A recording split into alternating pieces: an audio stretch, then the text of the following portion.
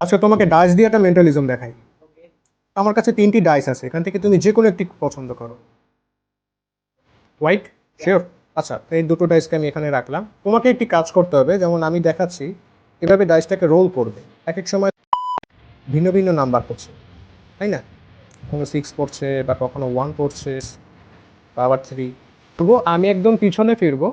তুমি রোল করে একটা নাম্বার এখানে ফেলাবে এবং হাত দিয়ে ঢেকে রাখবে। ওকে? রেডি?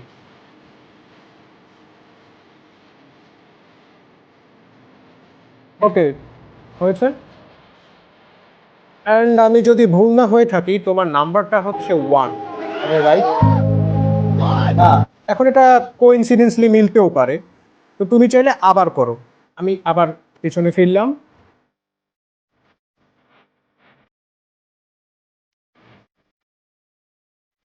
ওকে, আমার মনে হয় এখন নাম্বার হচ্ছে 2। Am I right? এবার একটু ডিফারেন্ট করার ট্রাই করছি। যেমন এতবার তো তুমি রোল করেছো, আমি না দেখে বলে দিলাম নাম্বার কত। এবার তোমার হাতে আমি ডাইসটা দিয়ে দিলাম, নোট করো। এবার আমি একটি নাম্বার বলছি, 3।